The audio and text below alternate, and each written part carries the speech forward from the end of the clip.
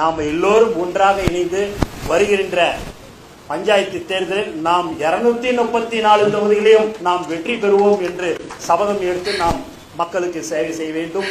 எது தற்கொலைன்னு சொன்னால் கோவப்படுறீங்க. இருந்தாலும் பாருங்க, இவருக்கு 2 அமைச்சர் பதவி கொடுத்துருக்காங்க, ஊரக வளர்ச்சி மற்றும் நீர்வளத்துறை அமைச்சர்.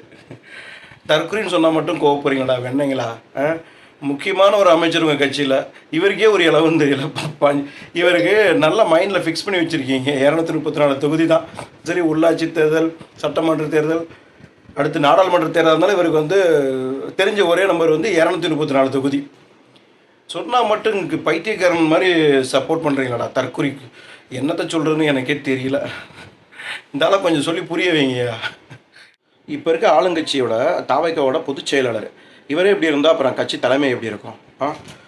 என்ன சொல்லி புரிய வைக்கிறதுன்னு தெரில. இவருக்கு தெரிஞ்சதெல்லாம் 234 தொகுதி தான். அது சட்டமன்ற தேர்தல் எலெக்ஷன் தொகுதி.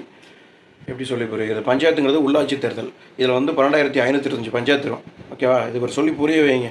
இதில் வேறு ஊரக வளர்ச்சித்துறை மற்றும் நீர்வளத்துறை அமைச்சர் எந்த கான்செப்டில் வர தூக்கி அமைச்சராக போட்டாங்கன்னு தெரியல. இதில் வேறு ஒரு கட்சியோட முக்கியமான இன்றைக்கி இருக்க ஆளுங்கட்சி தாவைக்காவோட பொதுச் செயலாளர் நல்லா நக்குன மாதிரி இருக்குது. இவரே எப்படி இருந்தால் அப்புறம் வேறு எப்படி மற்ற அமைச்சர்கள்லாம் எப்படி இருப்பாங்க? சொல்கிறதுக்கு ஒன்றும் கிடையாது. என்ன சொல்ல முடியும்?